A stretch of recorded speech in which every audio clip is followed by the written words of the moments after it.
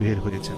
আবু বকর ও ওমর রাদিয়াল্লাহু তাআলা আনহু বললেন, সামনে গিয়ে লাভ নেই, আমরা রাসূল সাল্লাল্লাহু আলাইহি সাল্লামকে খুঁজে পেয়েছি, তাকে শান্ত করার জন্য তোমার স্ত্রী ফাতেমাকে প্রয়োজন। এবার তিনজনে ফাতেমার বাড়ির সামনে আসলেন। আলী রাদিয়াল্লাহু তাআলা আনহু ফাতেমাকে ডাক দিলেন।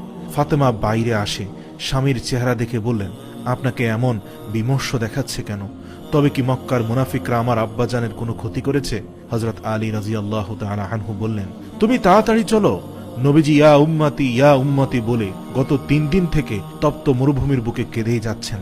কোনো খাবার দাবার পানি কিছুই খাচ্ছেন না, মাথা উঠাচ্ছেন না। ফাতেমা দৌড়ে গেলেন, নবীজির কাছে গিয়ে বললেন, আব্বাজান, আপনি সফরে যাবার আগে এবং সফর থেকে ফিরে এসে আপনি আমাকে দেখতেন, কিন্তু এবারের সফর থেকে এসে আপনি আমার সাথে কথাও বললেন না, দেখাও করলেন না। আজ 3 দিন হলো আপনার কোনো খোঁজ খবর নেই। আপনি কি তাহলে আমাকে ভুলে গেছেন? নবীজি এত আবেগপ্রবণ প্রশ্নের উত্তরেও আল্লাহর রাসূল মাথা উঠালেন না, কোনো প্রশ্নের জবাবও দিলেন না। ফাতেমা রাদিয়াল্লাহু বললেন, আব্বাজান, আমি ফাতেমার সব নেকি আপনার উম্মতকে দিয়ে দিলাম, এবার তো আপনি মাথা উঠান। নবীজি মাথা উঠায় না। নবীজির পাশে বসা রাসূল সাল্লাল্লাহু আলাইহি সাল্লামের আদরের 2 নাতনি হাসান এবং হুসাইন দাঁড়িয়ে দোয়ার এক পর্যায়ে তারাও বলে উঠল, নানাজান, উঠেন উঠেন। নবীজি মাথা উঠায় না। হঠাৎ মুখ থেকে ফাতেমার বের হয়ে গেল, হে আব্বাজান, আপনি উঠুন, আমি আপনার উম্মতের জন্য আমার এই হাসান হোসেনকে কোরবানি করে দিলাম। এ কথা বলা মাত্র আল্লাহু আকবার, আল্লাহু আকবার, আল্লাহু আকবার। নবীজি সাল্লাল্লাহু আলাইহি ওয়াসাল্লাম মাথা উঠালেন আর বললেন, হে ফাতেমা, তুমি কেমন দোয়া করলে? তোমার দোয়া করা মাত্রই আল্লাহ রাব্বুল আলামিন কবুল করে নিয়েছেন এবং আমার উম্মতকে মুসিবত থেকে রক্ষা করে ফেলেছেন। রাসূল সাল্লাল্লাহু আলাইহি সাল্লামের 2 চোখ থেকে পানি ঝরতে থাকলো, কারণ তিনি সেদিনই জানতেন এই উম্মতের হাতেই তার কলিজার টুকরো নাতি হাসান রাদিয়াল্লাহু তাআলা ইমাম হুসাইন রাদিয়াল্লাহু তাআলা আনহুকে শহীদ করা হবে। তিনি জানতেন এই উম্মতের হাতেই তার 2 নাতনি শহীদ হবে।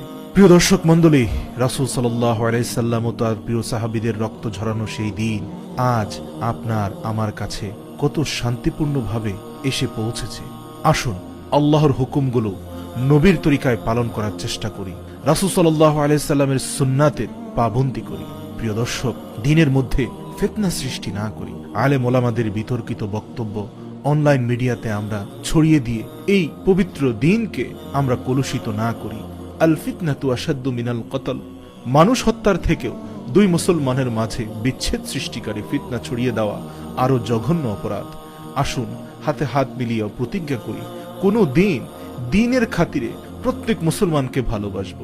লা ইলাহা ইল্লাল্লাহু মুহাম্মাদুর রাসূলুল্লাহ যে ব্যক্তি পড়ব, তার যতই গুনাহ থাকুক না কেন, তাকে কাছে টেনে নিব। আল্লাহ রাসূল জেনে শুনেও মুনাফিকদের সাথে মুসাফা করেছেন, ভালো ব্যবহার করেছেন, তাদেরকে ভালোবেসেছেন, কারণ তারা মৌখিকভাবে লা ইলাহা ইল্লাল্লাহ স্বীকৃতি দিয়েছে। অথচ আজ আমরা ছোটখাটো ত্রুটি বিচ্যুতি নিয়ে এক আলেম আরেক আলেমের বিরুদ্ধচারণ করছি। আমরা আমাদের সুন্দর শান্তিময় জীবন বিধানকে কলুষিত করছি। আমরা হিংসা, বিদ্বেষ ও ফিতনার আগুনে দগ্ধ হচ্ছি। হে আল্লাহ, আপনি এই জাতিকে যাবতীয় ফিতনার হাত থেকে রক্ষা করে সকল মুসলিমকে এক হওয়ার তৌফিক দান করুক। মুসলমানদের মধ্যে কোনো উপজাতি থাকতে পারে না, মুসলমানদের মধ্যে কোনো বিভক্তি থাকতে পারে না, মুসলমানদের লা ইলাহা ইল্লাল্লাহর বাহিরে আর কোনো পরিচয় নেই। আসুন হাতে হাত মিলিয়ে আল্লাহ রাব্বুল আলামিনের পবিত্র কালামে পাকের সূরা আলে ইমরানের 103 নম্বর আয়াতের পরিপূর্ণ আমলকে শক্ত করে আঁকড়ে ধরি। আল্লাহ রাব্বুল আলামিন সূরা আলে ইমরানের 103 নম্বর আয়াতে বলেছেন, হে মুসলমানরা, তোমরা সবাই মিলে আল্লাহর রজ্জুকে শক্ত করে আঁকড়ে ধরো এবং কখনো পরস্পর বিচ্ছিন্ন হইও না। ওমা তৌফিক ইল্লা বিল্লাহ।